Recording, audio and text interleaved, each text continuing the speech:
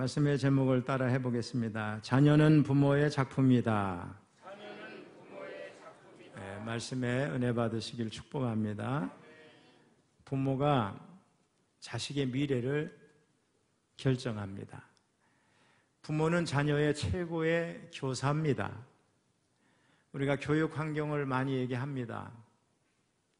기자재도 필요하고 돈도 필요하고 또 좋은 집도 필요하고 그러겠죠. 그러나 부모가 자녀에게 있어 최고의 교육 환경입니다.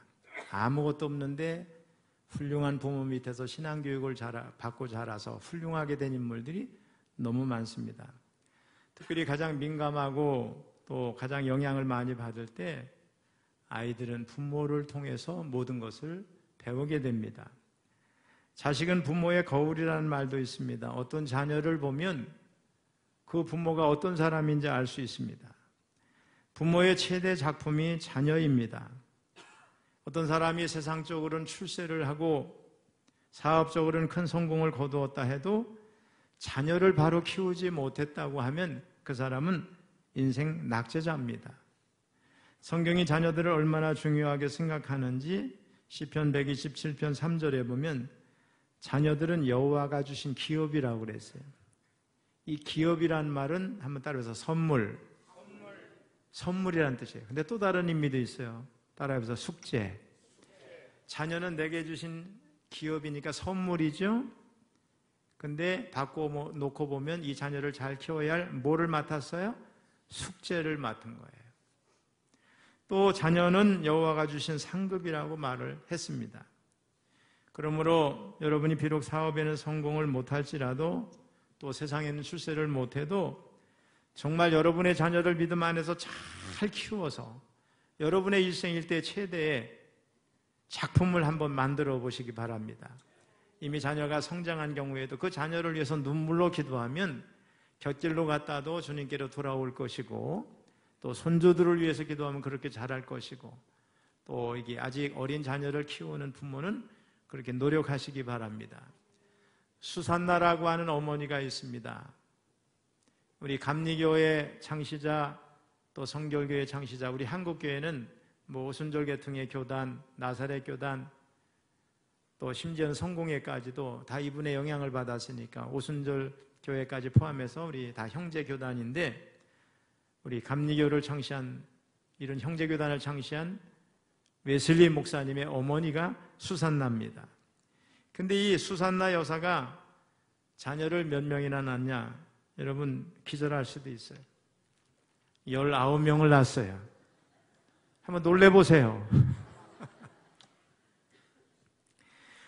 엊그제 제가 시골에 모교에 갔잖아요. 저희 어머니 모시고. 저희 뒷집에 다른 교회에 다니는 장로님이 한 분 계셨는데 제가 알기로는 12명의 자녀가 있었어요. 맏아들의 자녀가 막내 아들보다 더 나이가 많아요.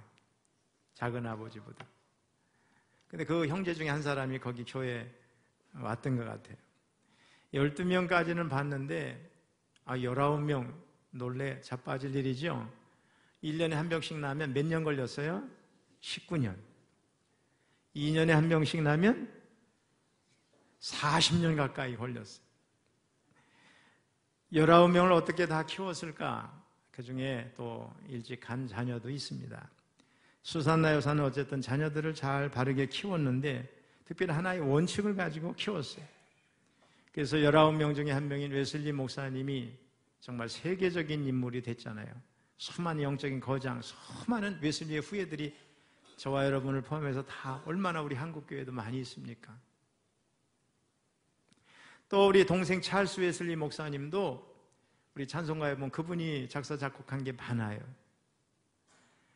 웨슬리 목사님은 그 선대 계속해서 옥스퍼드 출신의 명문, 본인도 그렇고 동생도 그렇고 또 장인어른도 유명하고 그 어머니의 집안이 다 신앙의 집안이고 그때는 여인들에게 교육을 안 시킬 때도 어머니 수산나 여사는 장유할아버지가 얼마나 철저하게 교육을 시켰는지 대단한 여인이었습니다. 자, 그런데 이 수산나 여사의 자녀 교육 방침이 있어요. 뭘까? 한번 들어보시기 바랍니다. 첫째는 아이가 말을 배우기 시작하면은 기도를 가르쳤답니다. 그래서 아이들이 말을 더듬더듬 시작하면 먼저 하나님, 예수님, 감사, 기도 이런 걸 가르쳤어요. 우리나라 엄마들은 뭘 가르쳐요? 제일 먼저 뭘 가르쳐요? 엄마, 아빠. 엄마, 아빠를 가르쳐요. 그러니까 아이들이 자라서 어떤 큰 문제를 당할 때 엄마, 아빠를 먼저 배우니까 자꾸 사람을 의존하게 됩니다. 근데 어려서부터 하나님, 예수님, 감사, 기도, 축복 이런 거를 배운 아이는 수준이 높죠. 내 부모, 내 이웃이 나를 도와주지 않아도 낙심하지 아니하고 하나님께 기도하는 자녀가 된 줄로 믿습니다. 그래서 웨슬리 같은 인물이 나온 겁니다. 두 번째로 자녀 교육은 하나님의 사업이라고 생각했습니다. 여러분, 신앙생활은 교회 안에서만 하는 게 아니죠. 가정생활 자체가 신앙생활이에요. 자녀 교육이 하나님의 일입니다. 자, 자녀가 여호와가 주신 기업이라고 그랬으니까, 하나님이 나에게 기업을 맡겨줬으니까 이 기업을 잘 돌보고 키우는 것이 하나님의 일이잖아요. 수산나 여사는 그거를 깨달았습니다. 그래서 자녀를 키우는 것이 하나님의 사업이라고 생각을 했고 자녀를 잘 키웠습니다. 셋째, 때를 쓴다고 들어주지 않는다고, 들어주지 않겠다고 아주 결심을 했어요. 요즘 어머니들 보세요. 때를 쓴다고 다 들어주잖아요. 근데 수산나 여사는 자녀가 19명이에요. 소대 정도 돼. 야, 너무 많죠. 이것 주세요, 저것 주세요. 이렇게 때를 쓴다고 절대 들어주지 않았어요. 때를 쓰는 아이는 오히려 혼내줬어요. 여러분, 목회자도 때 쓰는 아이의 축복기도 하고 싶지 않잖아요. 때 쓰는 것을 잘 받아주는 건 아이를 못되게 만드는 것입니다. 학교에서도 선생님들이 아이를 가르치다 보면 좀 매를 들 수도 있잖아요. 요즘엔 그게 거의 어려운가 봐요. 저희 때는 매는 고사하고 주먹이 날아가고 발차기도 하고 아주 인격적으로 모욕을 당하는 일이 있어도 다 잘 자랐어요. 그런가 보다 그러고. 요즘에 학교에서 선생님이 조금 아이 건드렸다 그러면 부모가 쫓아가서 항의하고 난리가 나고 교사가 상처를 받고 이런 일이 비일비재합니다. 이게 다 문제입니다, 여러분. 여러분, 때를 쓴다고 들어주면 안 될 줄로 믿어요. 자식을 망하게 하는 겁니다. 부모님들은 들어줄 것은 들어주고 아닌 것은 아니죠. 옳은 것은 옳은 거고 옳지 않은 것은 옳지 않은 것이죠. 우리가 윤리란 말을 쓰잖아요. 윤리가 뭐냐? 옳고 그름이에요. 이걸 분명히 가르쳐줘야 됩니다. 부모가 해줘야 돼요. 분명히 아닌데 때를 쓴다고 들어주면은 자녀에게 독약을 먹이는 거라고 생각을 했어요. 수산나 여사는 자식이 잘못했다고 해서 고백을 하면 용서를 해줬어요. 다시는 거론을 안 했어요. 근데 요즘 엄마 아빠는 어떻게 해요? 하나 잘못했다고 오면 몇 월 며칠 너는 뭘 잘못했고 뭘 잘못했고 다 따지는 거야. 이게 용서가 받는 게 아니라 상처받고 가요. 이렇게 하면 안 될 것 같아요. 그 문제만 가지고 잘못했다고 진실로 회개하면 용서해주고, 그런데 거짓말하는 거 용서 안 했답니다. 반항적인 태도도 용서하지 않았다는 거예요. 수산나 여사는 부모에게 반항을 한다든지 속이고 거짓말하면 절대 용서를 안 했어요. 반대로 정직하고 진실하고 그러면 반드시 보상을 해줬대요. 그리고 작은 것일지라도 꼭 약속을 지키는 어머니가 됐습니다. 자, 이렇게 아이들을 키우니까 19명을 키웠는데도 위대한 인물들이 여럿 나온 겁니다. 세계에서 가장 권위 있는 신문 중 하나가 뉴욕타임즈인데, 뉴욕타임즈지는 세계에서 가장 권위 있는 신문입니다. 그런데 이 뉴욕타임즈에서 20세기의 기업가, 특별히 존경받는, 돈이 많다고 뽑히는 게 아니고 좋은 일도 많이 하고 사람들에게 존경받는 20세기의 기업가 16명을 뽑았는데 그중에 1등이 누구냐면 록펠러입니다. 록펠러는 1839년에서 태어나서 1937년에 죽었으니 98세를 살았어요. 미국의 석유왕, 33살 때 백만장자, 10년 후에 세계에서 가장 큰 회사를 소유했고 53세 때 세계 최고의 부자가 됐어요. 그때 당시 한 주일의 수입이 100만 달러, 10억이 넘었어요. 지금으로 계산하면 안 돼요. 상상 불허하는 숫자죠. 저는 이 록펠러 기념교회 시카고 집사람을 가봤고 그 앉아있던 의자도 봤어요. 벽에 써붙인 내용도 봤어요. 이 록펠러는 유대인 어머니의 신앙 지도를 잘 받았던 사람인데 그 어머니가 자녀 교육을 잘 시켰어요. 10가지 원칙을 가지고 자녀 교육을 시켰어요. 한 번도 두 번은 다 들어봤잖아요. 그래서 다시 한번 확인하면 좋을 것 같아요. 첫째, 하나님을 친아버지보다 더 잘 섬겨라. 아버지를 섬기는 것보다 하나님 아버지를 더 잘 섬기라고 그랬어요.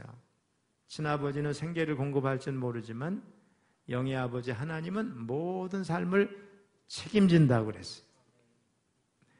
둘째로, 목사님을 하나님 다음으로 섬겨라. 저는 이 대목이 너무 좋아. 그런데 웃자고 하는 얘기지만 그저 목사님에게 순종하라는 말이 아니에요. 목사님은 하나님의 말씀을 가르치는 분이니까 그 가르침에 순종하면 네가 복을 받는다고 가르쳤습니다. 만일 여러분 하나님의 말씀을 가르칠 때 그 말씀에 순종하면 복이 임할 줄로 믿습니다. 관계에서 복이 나오는 거예요. 관계는 축복의 길로 연결되는 거예요. 축복의 라인이 있으니까. 하나님의 주의 종을 통해서 축복하잖아요. 가정의 부모님을 통해서 자녀를 축복하는 것처럼. 셋째, 주일 예배는 꼭 본 교회에서 드려라. 그래서 록펠러는 사업을 하면서도 석유회사를 하면서 미국 전역을 돌아다니면서도 주일날이 되면 먼 길을 돌아와서 꼭 자기 교회에서 예배를 드렸다는 거예요. 저도 제 주변에 아는 분 중에는 주일 되면 장로님 중에서 애국에 갔다가도 꼭 주일날 돌아오시고 전에 제주도 갔다도 돌아가고 항상 그런 분들이 계세요. 이게 대단히 중요한 것 같아요. 우리 특별히 교회 중직들은 예배에 빠지지 말아야 될 줄로 믿습니다. 오늘 일부 예배는 안 나오던 두 분이 새로 나와서 제가 너무 좋았는데 다 신앙을 회복하고 주일 성수 잘 해야 될 줄로 믿습니다. 넷째는 누구와도 원수를 만들지 말라. 거리 두는 사람을 만들지 말라는 거예요. 우리 철원교회 성도님들이야 뭐 원수가 어디 있어, 그렇죠? 다 좋은 사람이지. 원수를 두는 사람은 저기 의정부. 의정부 얘기다 보니까 제 막내 동생이 거기 또 살아. 서울 사람. 서울 사람. 다섯 번째, 오른쪽 주머니는 항상 11조 주머니로 삼아라. 돌아다니면서 수금을 할 때 언제나 오른쪽 주머니를 11조 주머니로 해서 그때그때 계산해서 집어넣는 거예요. 요즘 뭐 우리하고 현실 안 맞을 수도 있죠. 우리 요즘에는 이제 뭐 통장으로 들어올 수도 있고 하니까. 근데 먼저 하나님의 것을 구별하라는 그런 뜻입니다. 그 다음에 여섯 번째, 아침에 일어나면 목표를 세우고 기도하라. 여러분 이렇게 하고 계신가요? 또 자녀들에게 이렇게 기도하고 계신가요? 아침에 일어나면 내가 오늘 뭘 할 건지 계획을 세우고 그 계획을 가지고 하나님 앞에 기도하고 한 날을 살아야 된다. 하나님께 맡기는 삶이죠. 계획 없이 사는 것은 실패할 것을 교육한다, 이런 말이 있어요. 그럭저럭 살면 그럭저럭 인생이 됩니다. 여러분과 여러분의 자녀가 매일매일 인생의 계획을 세우고 기도하면서 하루를 열어가시길 주님의 이름으로 축복합니다. 이게 뭐냐? 아침형 인간이에요. 여러분 아침형 인간이란 책을 써가지고 돈을 굉장히 벌고 뭘 대단한 걸 발견한 줄 아는데 별거 아니죠. 교회는 늘 하는 얘기, 하는 일이에요. 새벽 기도. 새벽 기도하면 건강해지지요. 저는 새벽 4시 조금 지나면 일어나가지고 하루 종일 뭐 다시 자지를 않아요. 주일날 되면 오늘도 장례식 하고 왔잖아요. 새벽 기도 하고 1부 예배, 2부 예배, 5부 예배 4번 설교하고 저녁에 또 만남도 있고. 그래도 하나님이 은혜 주셔서 건강해요. 막 피곤하다고 막 조금 눕는다 그러면 저녁에 잠을 못 자니까 그냥 누우면 너무 피곤해가지고 잠이 싹 들면 얼마나 좋아요. 어젯밤에도 그래가지고 잠을 잤는데 아침에 조금 일찍 깨긴 했지만 그냥 누워있다가 일어났는데 얼마나 좋은지 모르겠어요. 여러분 새벽 기도하면 건강해져요. 교회 와서 입을 열어 찬송을 하고 나쁜 것은 다 버리고 하나님의 은혜를 받고 새 출발하면 얼마나 활기차겠습니까? 내 모든 것을 새벽에 하나님께 맡기고 하루를 시작하니까 하나님과 함께하니까 자신이 생깁니다. 이게 새벽형 인간이에요. 어떤 사람은 새벽형 인간이라니까 아침에 일찍 일어나가지고 운동장 몇 바퀴 돌면 새벽형 인간인 줄 알아. 그런 거 말고 그거 아무 의미가 없어요. 건강도 하나님이 주셔야죠. 제가 오늘 아침에 장례식에도 얘기했지만 제가 어제 조금 깜짝 놀랐어요. 우리 여기 장로님들은 우리 다 갔잖아요. 제 친구처럼 지내던 해군사관학교 교장 정한우 제도 새벽마다 제가 매일 기도했는데 어제 갑자기 죽었다고 아들한테 연락이 왔어요. 나이도 안 많은데. 그분이 초대 독도함 함장하고 나서 불러가지고 거기도 갔고 독도함도 견학도 갔다. 해군사관학교 교장할 때 와달라고 그래가지고 우리 장로님들하고 가서 생도들하고 식사도 하고 함내 바닥에 군항 대통령이나 누구 귀빈 들어올 때 내주는 배 타 우리 다 타서 견학도 하고 이렇게 했잖아요. 제가 여름이 되면 목사님 휴가 어디로 가냐고 그래요. 자기가 휴가 잡아놓고 장소도 계산해놓고 막 참 좋은 분이었는데 갑자기 그랬어요. 우리가 앞으로 어떻게 살지 어떻게 될지 어떻게 알아요? 새벽에 기도하면서 하나님 만나고 은혜 받고 하루를 살아가는 사람이 돼야지 큰 소리 뻥뻥 치고 건강하다고. 여러분 오늘 우리 이기식 권사님 남편 돌아가셔서 73세 장례식 하고 오늘 왔지만은 젊으시나 우리 고영수 권사님 여기 계시지만 친구분이래요. 어제 얘기하시더라고요. 며칠 전에 만났는데 하루에 3시간씩 운동한다고 그러시더래요. 운동하면 뭐예요? 하나님이 건강 주셔야 되는 줄로 믿습니다. 새벽형 인간이라고 교회는 안 나오고 기도회는 안 나오고 운동장 몇 바퀴 돈다고 너 하나님이 더 잘 불러가. 그런 사람은 교회 안 나오고 새벽기도 안 하고 운동장 도는 사람 하나님이 데려갔으면 좋겠어요. 그 새벽형 인간이 아니죠. 그래서 록펠러 어머니는 아침에 일어나면 목표를 세우고 기도하라고 했고 저녁에는 하루의 삶을 반성하고 기도하라고 그랬어요. 7번째, 잠자리에 들기 전 하루를 반성하고 기도하라고 그랬어요. 알게 모르게 짓는 죄를 회개하고 죄의 고통을 피하라는 뜻이었어요. 8번째, 아침마다 꼭 성경을 읽어라. 여러분 성경 읽기가 쉽지 않지만 새벽에 오면 성경을 읽게 되고 듣게 되고 기도하게 되는 줄로 믿습니다. 새벽에 만나자는 사람은 없어요. 아무도 방해하지 않는 새벽은 오로지 하나님의 시간입니다, 여러분. 9째, 할 수 있는 한 남을 도와주어라. 마지막 10번째 잘 들어야 되겠어요. 록펠러야, 너는 예배 시간에 앞자리에 앉아라. 이것이 어머니의 간절한 부탁이죠. 앞자리에 앉는다는 말은 말씀을 들어도 적극적으로 듣고 또 순종도 적극적으로 하라는 말씀이죠. 적극적인 사람이 대개 앞자리에 앉아요. 저는 학교 다닐 때 공부할 때 항상 앞자리에 앉았어요. 강연을 가도 뭐 해도 항상 앞에 앉아요. 앞자리가 비어있는데도 일부러 뒤에 가는 사람이 있어요. 교회는 직책상 뒤에 앉아야 할 분이 있어요. 저도 저 뒤에 앉아서 오늘 새벽에 누가 빠졌는지 잘 오던 분 중에 누가 안 왔는지를 다 파악을 하고 나중에 우리 신방전사님한테 연락해보라고 제가 얘기를 합니다. 근데 그렇지 않은데도 뒤에 앉는 분들이 있어요. 뒤에 앉다 보면은 아유 저 사람은 소갈머리가 없네. 머리 빠진 거 보고 또 옷은 어떻게 입었는지 저 사람은 누군지 예배 구경꾼 되고 감시자 판단자가 될 가능성이 많아요. 또 어떤 분이 그래서 우리 교회도 기둥이 2개 있는데 기둥 뒤에 앉아있는 사람은 시험 든 사람이네? 제가 한 말이 아니에요. 저기 기둥 뒤에 누가 있나요? 여기 옷 같은 거 보이네. 여러분 기둥 뒤에 앉지 마시고 예배에 집중하시기 바랍니다. 또 이단들이 저 뒤에 앉아 그 앞줄도 앉고 이 교회가 어떤 교회인가 살펴보려고. 록펠러의 어머니는 이미 그것을 알았어요. 나는 교회 가면 또 너는 교회 가면 언제나 앞자리에 앉아라. 정신 차려서 집중해서 하나님 말씀을 들어라 이겁니다. 여기 앞에 앉는 분들은 뒤에 신경 하나도 안 쓰시죠? 우리 안장로님, 그다음에 윤창고장 뒤에 뭐 보이나요? 오로지 앞만 보게 돼 있잖아요. 제가 첫 목회할 때 우리 진해에서 목회하던 목사님이 이제 고인이 되셨어요. 임승만 목사님, 원로 목사님이신데 꼭 오시면은 딱 앞에 가서 앉으세요. 항상 참 좋아 보이더라고요. 저도 이 다음에 은퇴해서 어느 교회를 가면 또 우리 교회 오면 앞자리에 앉아야 되겠다. 이런 생각을 해봐. 이젠 제가 뭐 누구 왔는지 따질 필요도 없으니까. 그래서 예배에 본이 되고 하나님과 예배에 집중하는 모습, 그게 얼마나 좋은가 이런 생각을 한번 해봅니다. 저는 이 수산나 여사와 록펠러 어머니를 통해서 깨닫는 게 있어요. 뭐냐? 자식을 키우는 게 하나님의 일이다. 그리고 자식을 키우는데도 원칙을 세워야 된다는 거예요. 이 자리에 계신 어머니들, 나는 자녀 다 키웠어. 그런데 지금이라도 늦지 않아요. 성장한 자녀도 원칙이 있으면 그걸 가지고 기도하고 이렇게 했으면 좋겠다고 얘기하면 부모님의 말을 거역하지 않을 거예요. 훌륭한 자녀는요. 이럴 땐 이렇게 하고 저럴 땐 저렇게 하고 내 마음대로 왔다 갔다 하진 않는가? 그러니까 자식들이 왔다 갔다 하는 거예요.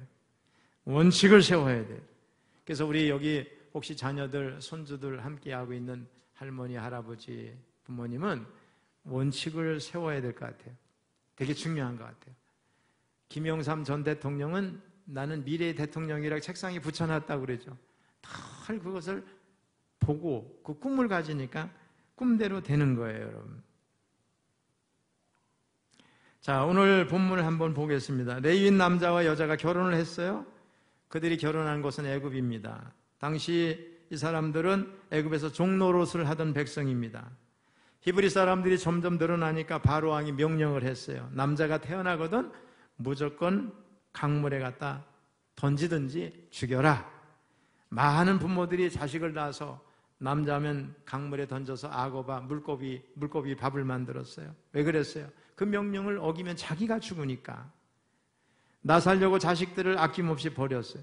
근데 어느 가정은 아이를 낳았는데 아이가 너무나 아름답습니다. 이 아이를 버릴 수가 없습니다. 하나님이 주신 아이인데 그저 생명을 걸고 이 아이를 키웁니다. 석 달을 키웠어요. 아이의 울음소리가 커지니까 더 이상 이제 키운다는 게 불가능합니다. 도저히 숨길 수가 없어서 아이를 갈대 상자에다 역청을 발라서 물이 안 새게 해가지고 나일강에 띄웁니다. 이 아이를 3개월 동안 숨겨 키우면서 그 부모들이 하나님 앞에 얼마나 기도를 많이 했겠는가 한번 생각해 보세요. 하나님이 주신 기업인데 이러면 안 되는데 생명을 걸고 아이를 키운 겁니다. 그 부모를 하나님이 주목하셨겠지요. 그 부모의 기도를 들으시고 아이에게 은혜를 베풀어 주셨는데 아이를 갈대 상자에 만들어 가지고 나일강에 띄웠어요. 하나님의 역사가 얼마나 정확한지, 시간적으로 장소적으로 얼마나 정확한지, 환경적으로 하나님이 한꺼번에 묶어서 역사를 하고 있어요. 마침 갈대 상자가 갈대 숲에 걸릴 그때에 궁중에 있던 바로의 딸 공주가, 아니 궁 안에도 목욕탕이 좋은 게 많을 텐데 바깥에 강가에 가서 목욕을 하고 싶은 거야. 누가 주신 마음이에요? 하나님이 주신 마음. 그래서 시녀들과 함께 바깥 야외에서 나오잖아요. 나일강으로. 근데 갈대 상자가 그날따라 이 공주 이쪽으로 오는 거예요. 저쪽으로 가는 게 아니야. 자기도 그쪽으로 가고. 하나님의 역사죠. 시간과 장소가 하나님이 정해 주신 대로 딱 맞았어요. 갈대 상자를 발견했어요. 근데 아이가 태어나면 죽여야 된다고 자기 아버지가 명령했던 히브리인의 아이입니다, 여러분. 그러면 아이를 죽일 수도 있었을 텐데 그 아이가 우는데 연민의 정이 느껴져요. 측은히 여기는 마음이 있어서 살려주고 싶어요. 아버지의 명령을 잃어버리고 아이를 키우고 싶었어요. 근데 공주가 머뭇머뭇할 때 모세의 누이가 숨어 있다가 탁 나타나가지고서 제가 이 아이에게 유모를 소개해 드릴까요? 결국은 이 아이를 자기 어머니에게 데려다 준 거죠. 바로의 공주가 내가 이 아이에게 젖을 먹여서 잘 키워라. 그러면 내가 삭슬 주겠다. 여러분, 세상에 죽어야 되는 아이를 유모가 돼서, 그죠? 자기 아이를 키우고 거기에다가 돈까지 받았어요. 야, 놀라운 역사가 일어났어요. 전 세계에 이런 사람은 하나뿐일 것 같아요. 하나님의 은혜 이처럼 놀라운 줄로 믿습니다. 자, 그런데 이 어머니가 모세를 품에 안고 키우는 짧은 시간 동안 얼마나 기도하고 키웠는지 믿음의 정신이 머릿속에 박혔고 민족 정신이 새겨졌어요. 그게 언제 나타나느냐? 40살이 됐을 때. 어려서 교육을 받았는데 40살에 나타났어요. 어떤 기록에 의하면 모세는 바로 왕의 호위 대장이었답니다. 그런데 어느 날 자기 민족에 대한 생각이 떠오릅니다. 그래서 그는 자기의 민족을 구하기 위해 바로 왕의 높은 지위, 부귀영화를 포기하고 그냥 있었으면 왕이 될 수도 있어요. 바로가 될 수 있는 사람이었어요, 모세가. 근데 그걸 포기하고 자기 민족과 함께 고난당하기를 기뻐했다고 성경은 말씀합니다. 이게 어디서 나왔어요? 어머니 품속 교육에서 나온 줄로 믿습니다. 사무엘도 마찬가지죠. 한나가 사무엘을 얻기 위해서 얼마나 많이 기도했어요. 항상 기도했어요.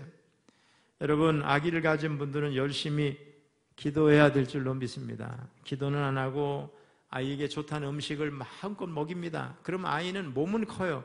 근데 지혜가 없어요. 기도로 먹여야 되는데, 기도로 심어야 되는데, 기도를 안 하니까 몸만 건강하고 지혜가 없어요. 몸은 건강한데 그 가슴 속에 예수님의 심장, 믿음이 없는 거예요. 여러분, 우리 산모들은요, 먹지만 말고 기도해야 될 줄로 믿습니다. 기도해야 사무엘 같은 인물이 나오죠. 저는 여러분들의 자녀와 손주가 모세와 같은 인물이 되기를 바랍니다. 사무엘 같은 인물이 되기를 바랍니다. 세계를 빛내는 그런 인물들도 많이 나오기를 바랍니다. 그래 기도해야 돼요. 자식의 장래, 자식의 미래는 부모가 결정하는 겁니다.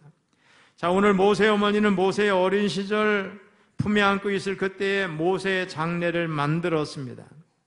그래서 그는 위대한 이스라엘의 지도자가 되었습니다. 사무엘의 어머니 한나는 그렇게 기도하니까 그 아이가 정말 이스라엘의 위대한 지도자가 됐어요. 사사시대와 왕정시대에 연결하는 가교 역할을 했어요. 하나님께 큰 영광을 돌리는 인물이 됐습니다. 여러분, 환경이 좋아도 자식을 위해 기도하지 않으면 실패입니다. 성경의 엘리 제사장이 바로 그런 사람 가운데 하나인데, 쉽게 얘기하면 그는 오늘날 목사와 같은 사람이죠. 아이를 신앙으로 잘 지도하기에 참 좋은 환경에 있는 사람이었어요. 근데 그것도 1, 2년 한 것이 아니고 제사장 40년을 했잖아요. 자식 교육에 실패했어요. 제사장도 관심을 갖지 않으면 자식 교육에 실패한다, 이런 교훈을 주는 겁니다. 여러분 가운데 오는 나는 목회자가 아니니까 실패 안 하겠지, 그렇게 생각하지 말고 나는 목회자가 아니니까 더 위험하다 생각하시길 바랍니다. 종종 보면은 목회자나 중직들의 자녀 가운데 드물게는 삐뚤어져 나가는 자녀를 봅니다. 대체적으로는 잘 되지만 그런 자녀가 있어요. 지난주에 우리 동부연에 감독을 지낸 부부, 85세 되신 부부가 만나고 싶다고 해서 오셨는데 몇 시간 같이 얘기를 하는데 아들이 서울의 큰 교회 담임 목사가 됐어요. 몇 년 전에. 그 교회는 제가 잘 알아요. 거기 장로님 한 분은요, 우리 문학가예요. 한국에서는 신앙인인가 비신앙을 떠나서 유명한 문학가로 이름만 대면 다 알아. 여러분들도 알아요. 근데 그분의 자녀는 그 교회에 내 아버지가 싫다고 안 나왔대요. 심지어 장례식 때도 안 왔대요. 먼 데서 본 사람은 그 장로가 대단한 줄 알지만은 정말 그 아버지가 교회에서 주의 종에게 하는 행패 같은 거, 나쁜 짓을 다 보고 나는 우리 아버지가 하는 저런 모습들 보기 싫어서 그 교회 안 간다고 하나도 안 나온다는 거예요. 그 얘기를 우리 장로님이, 목사님, 감독님 와서 얘기를 하시는 겁니다. 그 아드님 목사님이 그 교회에서 2년 지났을 때 너무 힘들어서 추수감사절을 앞두고 교회 담임 목사직을 사임했대요. 난리가 났죠. 이런 소리 저런 소리가 막 들리죠.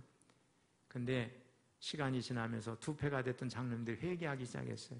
선임 장로님이 와서 나이 많은 장로님이 목사님 앞에 50대 초반의 목사님 앞에 무릎 꿇고 와서 우리가 잘못했습니다. 목사님 마음을 돌리세요. 이제는 저희들이 누구 편이 아니라 서로 반대편이 아니라 목사님한테 잘못한 사람은 다 목사님 편이 돼서 하겠습니다. 그래서 교회가 완전히 달라졌대요.